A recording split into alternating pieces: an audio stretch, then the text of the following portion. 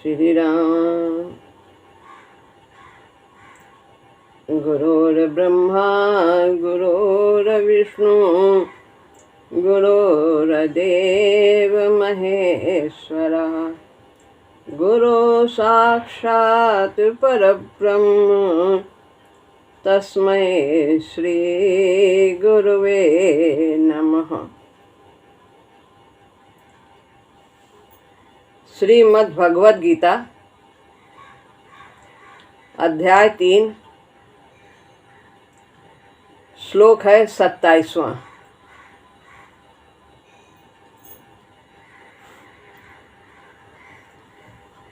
प्रकृते क्रियमाणानि गुण है कर्माणि सर्वशः अहंकार विमूढ़ात्मा कर्ताहमिति मन्यते।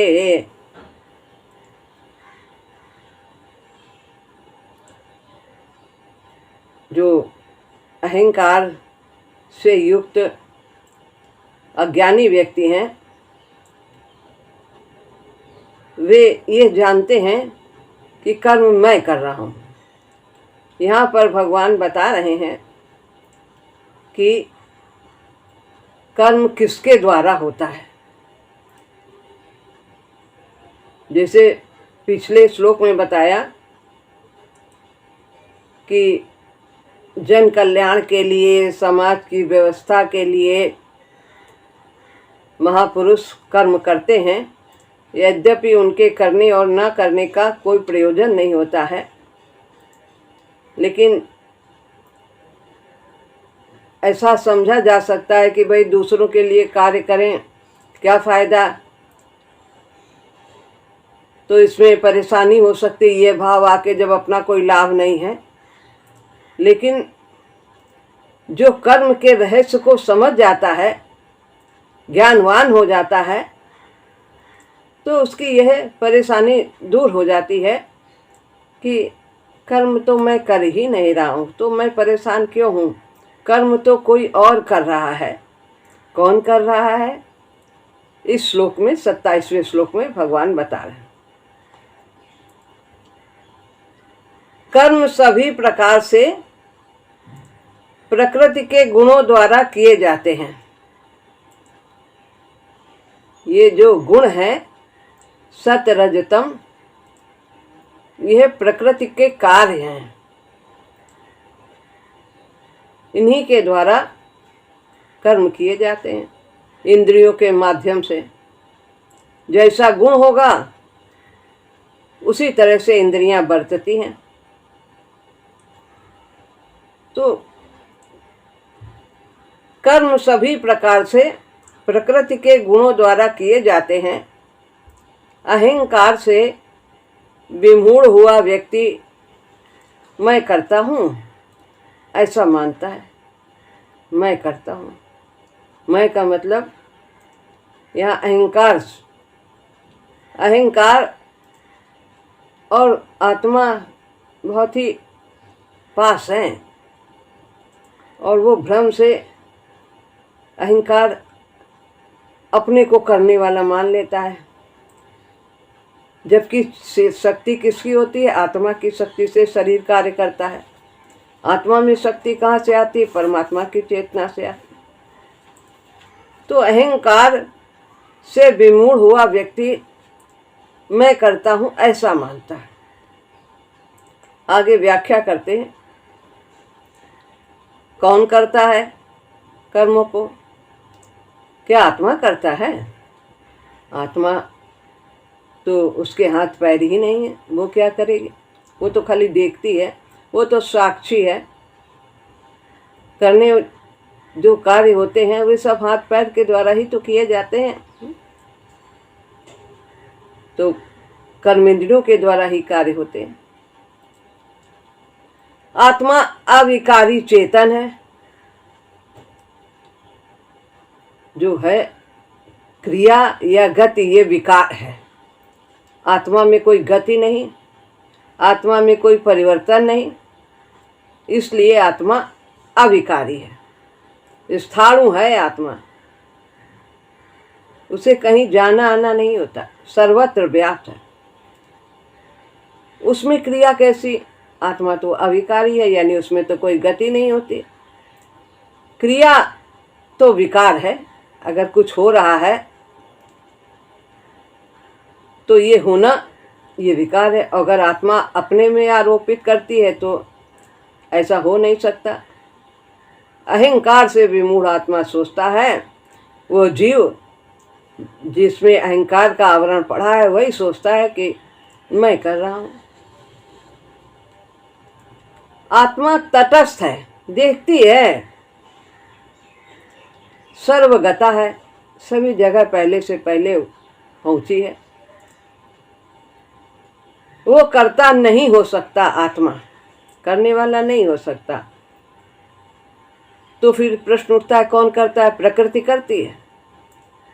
अब प्रश्न है, कोई ना कोई तो करता है, आत्मा करता नहीं, उसके हाथ पैर नहीं है, वो देखती है, तटस्थ है। तो कौन करता है? दो ही शक्तियां हैं संसार में, लौकिक, परा और अपरा, क्षेत्र और क्षेत्रज्ञ। तो कौन करता है? प्रकृति करती है। उसके गुण करने वाले हैं, परंतु प्रकृति तो जड़ कही जाती है। जड़ व्यक्ति कुछ कर सकता है, जड़ अपने आप कुछ, पहाड़ कुछ नहीं कर सकता।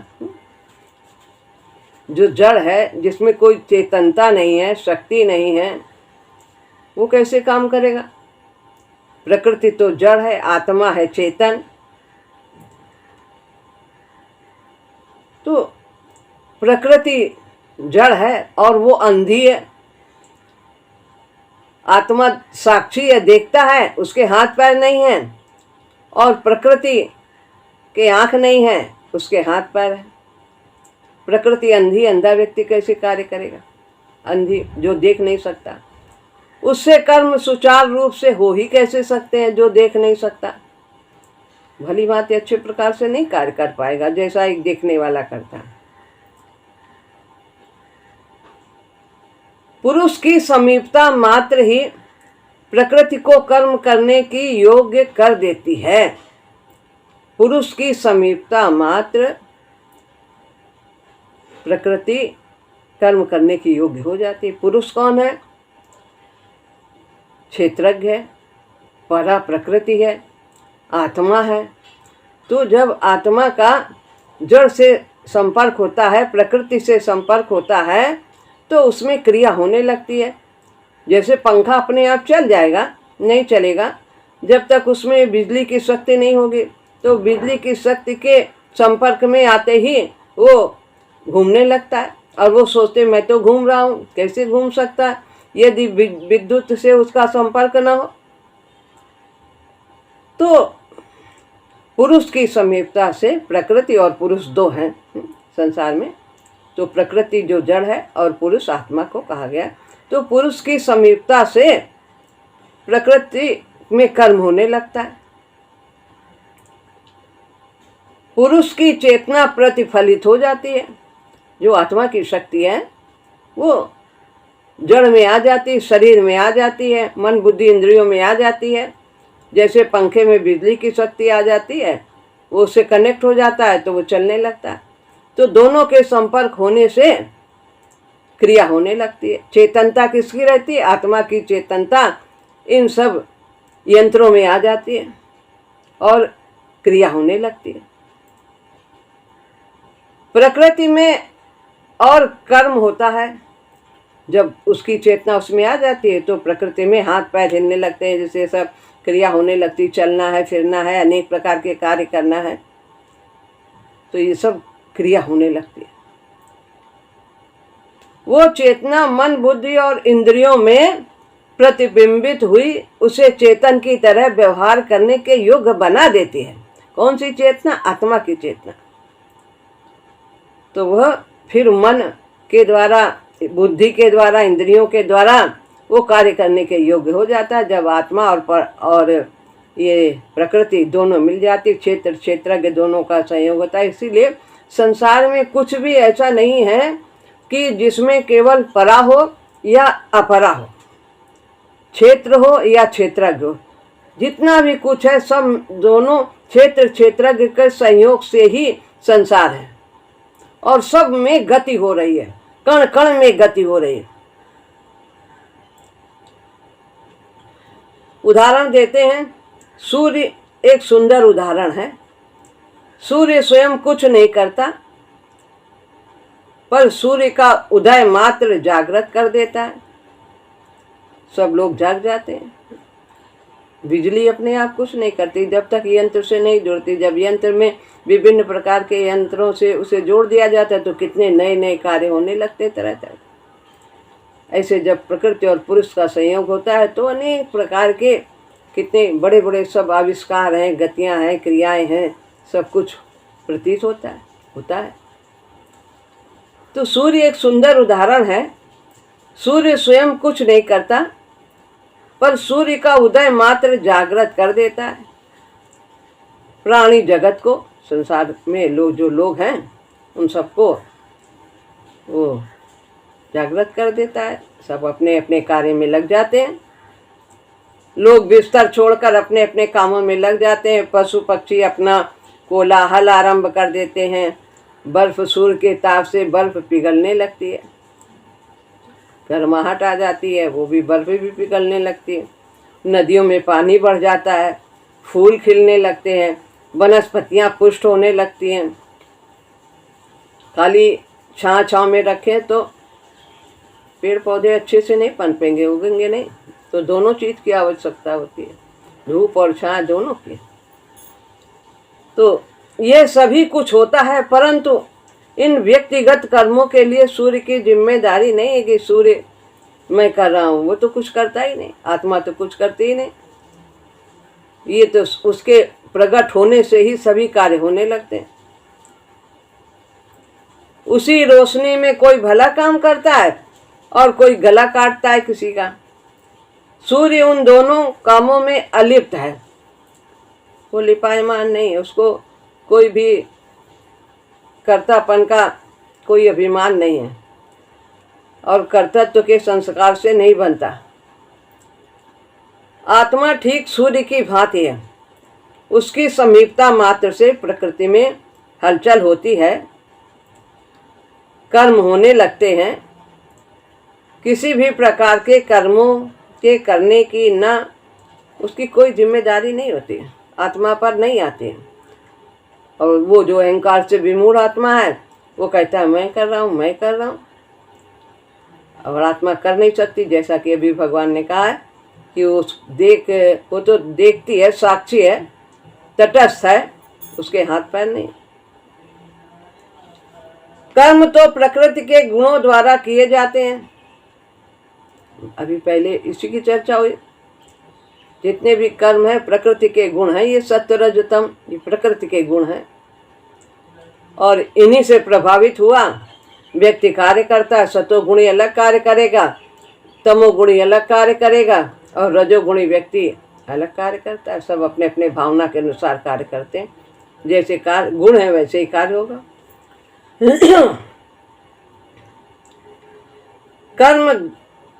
कर्म गति है, क्रिया है, गति है, होना जो कुछ हो रहा है कर्म है। प्रकृति के गुण भी गतियां ही हैं विभिन्न प्रकार की, जैसा सतोगुण, रजोगुण और तमोगुण, इसी के अनुसार गतियां होती हैं प्राणी के। चलम च गुण वृत्तम, गतिशीलता गुणों का स्वभाव है, बदलते रहते हैं। कभी सतोगुण से व्यक्ति प्रभावित होता है, कभी रजोगुण से, कभी तमोगुण से। तीनों गुण सब में रहते हैं, पर जो अधिक प्रभावी रहता है वो उसका वही स्वरूप माना जाता है। ये सतोगुणी व्यक्ति है, रजोगुणी है। तो गतिशीलता गुणों का स्वभाव है, ऐसा योग दर्शन भी कहता है। बदलते रहते हैं, ये नहीं कि जो तमोगुणी हो तमोगुणी ही रहेगा, नहीं, वो सतोगुण भी हो सकता है, रजोगुणी भी हो सकता है, अपने को बदल सकता है संग के द्वारा। अमिश्रित चेतना है उसका स्वरूप, उसके द्वारा कर्म कैसे हो सकता है? आत्मा कहते हैं आत्म तत्व तो चेतन है और उसका किसी से मेल नहीं है, उसके बराबर तो कोई है ही नहीं, किसी से वो मिश्रित नहीं होती है कि प्रकृति से मिल जाए, बिल्कुल अलग कंपार्टमेंट है। तो उसके द्वारा कर्म कैसे हो सकता है? कर्म प्रकृति के द्वारा होता है। तो ये आत्मा अमिश्रित चेतना है, उसका स्वरूप अमिश्रित, किसी से वो मिल नहीं जाती, घुल मिल गई कि एक हो गई, रंग एक रंग दूसरे रंग में मिला दिया तो नया रंग आ गया, वो अलग है, चेतन है। यह बात गीता में भगवान ने 13वें अध्याय के 20वें श्लोक में कही है। कार्य करण कर तत्व हेतु प्रकृति रुच्यते पुरुष सुख दुखा नाम भोक्तृत्व हेतु रुच्यते। अर्थात प्रकृति कार्य करण और कर्तत्व में कारण कही जाती है, कार्य होने में और जो संसाधन है द्वारा, उन सब में ये प्रकृति ही कारण कही जाती है। होने का कोई भी कार्य होता है मुख्य तो, और पुरुष सुख तथा दुख आदि के भोक्तृत्व में कारण कहा जाता है। पुरुष यदि देहाभिमान हो गया तो वह आत्मा, पुरुष यानी आत्मा, तो वो फिर कर्तापन और भोक्तापन में बंध जाती है कि मैंने किया, मैं ही भोग रहा हूँ, मैं सुखी हूँ, मैं दुखी हूँ। यदि उसने अपना संबंध देह से जोड़ लिया तो कही जाती है, ऐसा कहा है। पुरुष के लिए भी भोक्तृत्व कहा जाता है, ऐसा निर्देश किया जाता है। तो फिर पुरुष जो है आत्मा, वो कर्ता भी बन जाती है और भोक्तृत्व, तो ये भोक्तापन का भाव होता है, मैं भोग रहा हूँ, तो वो भोक्तृत्व कही जाती है। वैसे तो वो निर्लेप है, उसका किसी से मिश्रण नहीं है, लेकिन जीव जब संबंध जोड़ लेता है शरीर से तब उसे ऐसा भान होने लगता है, तो वो विमूढ़ आत्मा है। इसके साथ ही हमें उसी अध्याय में 26वां श्लोक पढ़ना होगा। यावत् संजायते किंचित सत्वम स्थावर जंगमम क्षेत्र क्षेत्रज्ञ संयोगात तद विद्धि भरतर्षभ। जैसा कि अभी पहले बताया गया कि जो भी कोई स्थावर अथवा जंगम चलने फिरने वाला भूत प्राणी पैदा होता है, सत्व पैदा होता है, वो क्षेत्र तथा क्षेत्रज्ञ के संयोग से ही होता है, ऐसे अकेला नहीं होता है। एक कण भी क्षेत्र और क्षेत्रज्ञ का संयोग है, उसमें भी परा है, उसका भी विकास होता है। तू ऐसा समझ। और ऊपर बताया है कि जो अपने को संबंध देह से जोड़ लिया वो कर्तत्व और भोक्तत्व से बन जाता है। लेकिन संसार में जितने भी प्राणी हैं वो सब परा और अपरा के संयोग से ही हैं, क्षेत्र क्षेत्र के संयोग से ही हैं। और ये जो जितने भी कार्य होते हैं वो आत्मा कभी नहीं करती, प्रकृति के द्वारा ही क्रिया होती है, क्षेत्र के द्वारा ही क्रिया होती है जब दोनों का संयोग हो जाता है। इसका अर्थ है प्रत्येक भूत प्रकृति पुरुष के संयोग से होता है। जो भी कुछ है, भूत प्राणी जो भी है, वो प्रकृति और पुरुष दोनों के संयोग से होता है। कोई भी भूत नितांत जड़ अथवा नितांत चेतन नहीं है, वो सभी सम्मिश्रित खेल है। अकेले आत्मा ना कुछ कर सकती है, ना ये जो है शरीर यानी क्षेत्र, ये अकेले, प्रकृति अकेले है या पुरुष अकेले है, तो वो अकेले संसार में कुछ कर ही नहीं सकती। इसलिए जितना भी कुछ है सब दोनों का संयोग ही है।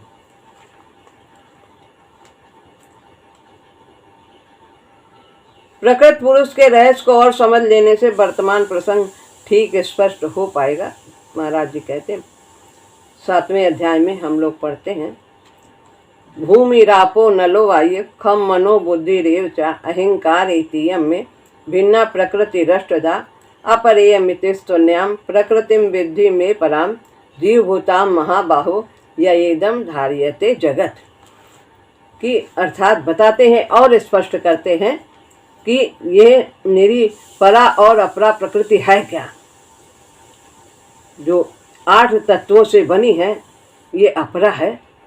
भूमि जल अग्नि वायु आकाश मन तथा बुद्धि और अहंकार 5 ये तत्व हैं, महातत्व, महतत्व और ये मन, बुद्धि और अहंकार, ये 8 प्रकार की ये मेरी अपरा प्रकृति है।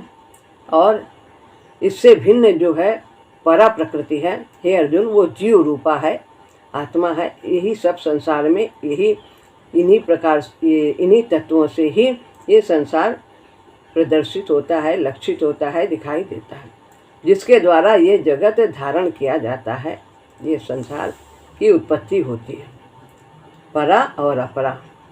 इसका तात्पर्य है भगवान की 2 प्रकृतियां हैं, परा और अपरा। अपरा तो वही है जिसे सामान्यतया प्रकृति कहते हैं, उसी को 13वें अध्याय में क्षेत्र कहा गया है। और परा है जीव होता, वही पुरुष है, वही आत्मा है, वही क्षेत्रज्ञ है, वही शरीरी है, वही देही है, ऐसे नामों से कहा जाता है। वास्तव में ये दोनों भगवान की, पुरुषोत्तम की 2 प्रकृतियां हैं। भगवान ने अपने को 2 भागों में विभक्त किया है। वैसे तो वह अविभक्त हैं, लेकिन संसार की रचना के लिए अनेक रूप में विभक्त हो जाते हैं, और विभक्त होते हुए भी सब में विद्यमान है। पुरुषोत्तम की 2 प्रकृतियां हैं, अलग सत्ताएं नहीं हैं, एक ही हैं, उन्हीं से उत्पन्न है। जैसे किसी व्यक्ति की 2 संतान होती हैं तो वो उससे अलग नहीं होती है, पिता से पुत्र अलग नहीं होता, इसलिए अलग नहीं कही जा सकती। हम अपनी मस्तिष्क की सीमाओं में बंधे हुए इनकी अलग अलग कल्पना करते हैं। वास्तव में तो वह एक सत्ता पुरुषोत्तम ही द्विविध लीला करता है, 2 प्रकार से लीलाएं करता है, अपने को 2 भागों में विभाजित करके संसार की रचना करता है और नाना प्रकार की लीलाएं करते हैं। यही कारण है कि इनका परस्पर वियोग कल्पनातीत है, ये कभी अलग नहीं हो सकते। परा और अपरा ये आदि हैं, अनादि हैं, इनका कोई आदि अंत नहीं है। जैसे हम किसी भूत से चेतना अथवा गति को अलग नहीं कर सकते, कोई भी प्राणी है उसमें चेतना भी है और गति भी हो रही है, क्योंकि वो प्रकृति भी है, पुरुष भी है उसमें। वैसे ही हम किसी भी कर्म में चेतना अथवा गति को अलग नहीं कर सकते।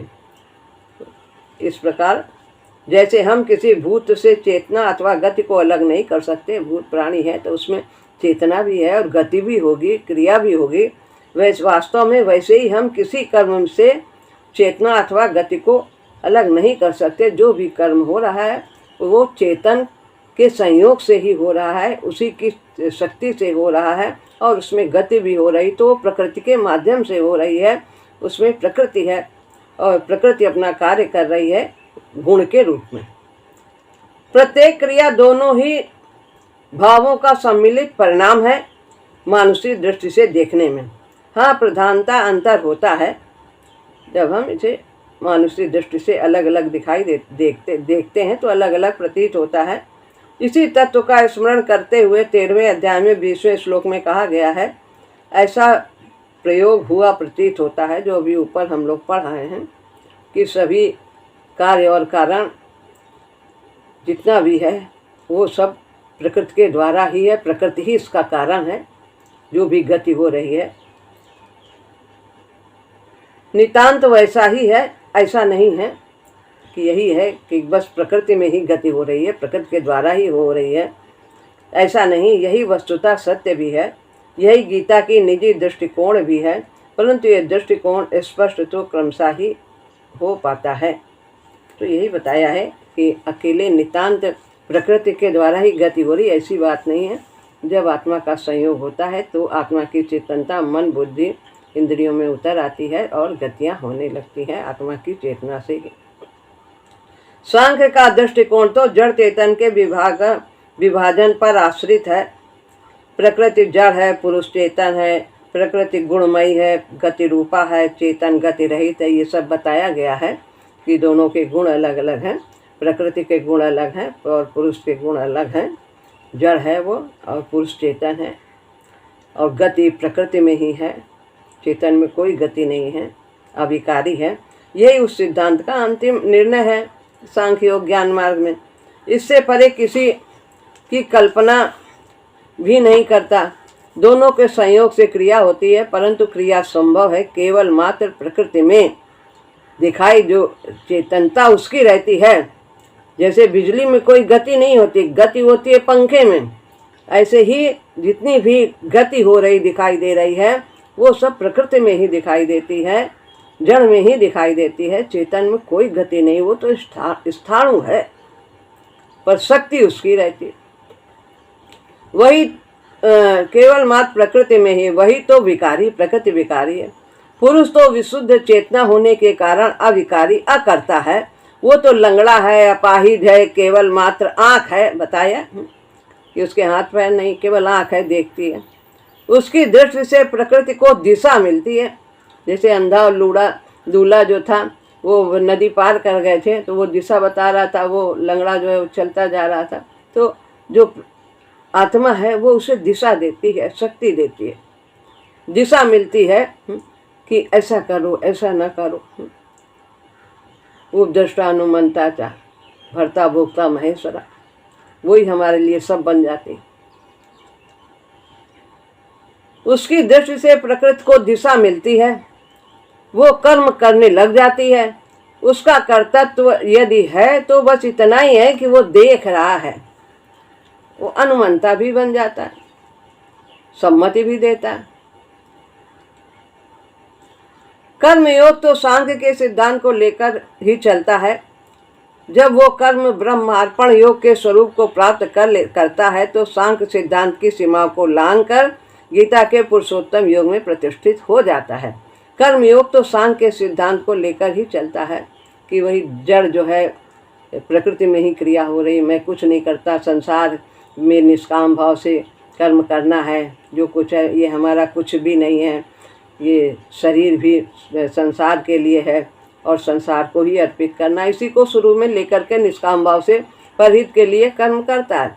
फिर लेकिन जब धीरे धीरे आगे बढ़ता है तो वो ब्रह्मार्पण योग में आ जाता है, सब कुछ भगवान के लिए करता है, भगवान की शक्ति से करता है, भगवान के द्वारा करता है। तब वो इस स्तर को लांघ जाता है कि ये जो क्रिया है वो निष्काम भाव से उससे भी ऊंचे भाव में आ जाता है, भगवत भाव में आ जाता है।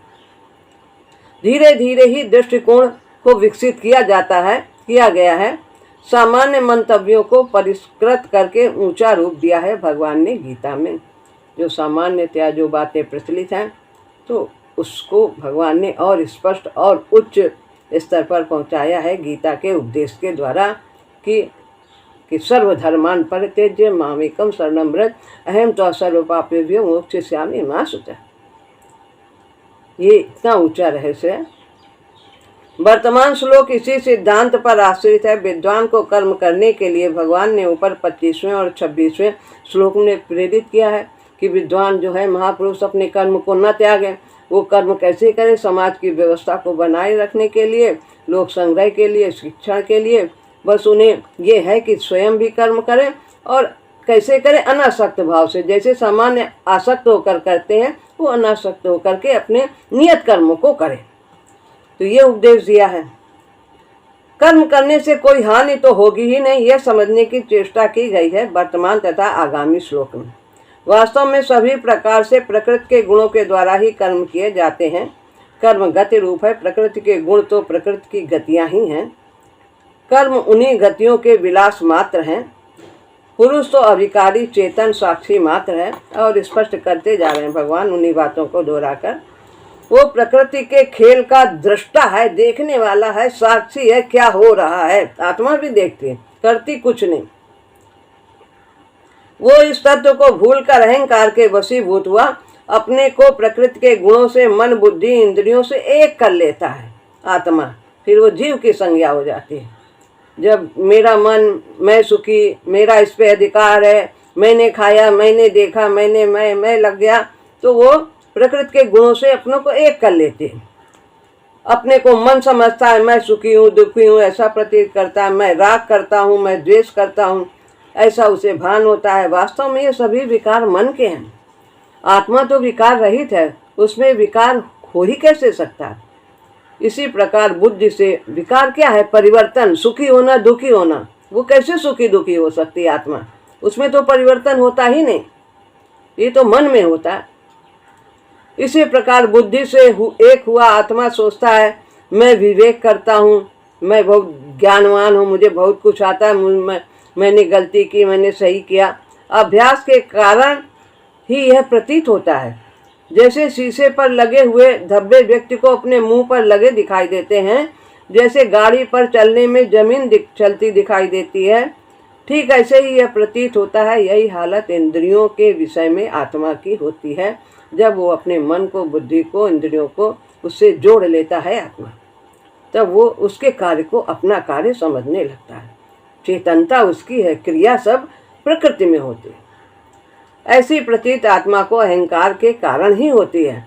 अविद्या का पर्दा पड़ जाता है, आत्मज्ञान का अभाव हो जाता है, फिर यह विभेद कर अहम तत्व प्रकट हो जाता है, अहंकार प्रकट हो जाता है, जो उसे इस प्रकार के भ्रम में डाल देता है कि मैं करता हूँ।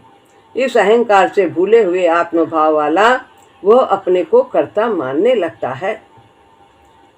अहंकार के कारण यह बुद्धि आश्रित विवेक की प्रधान साधना है, यह ज्ञान मार्ग का रास्ता है, ये बताया है।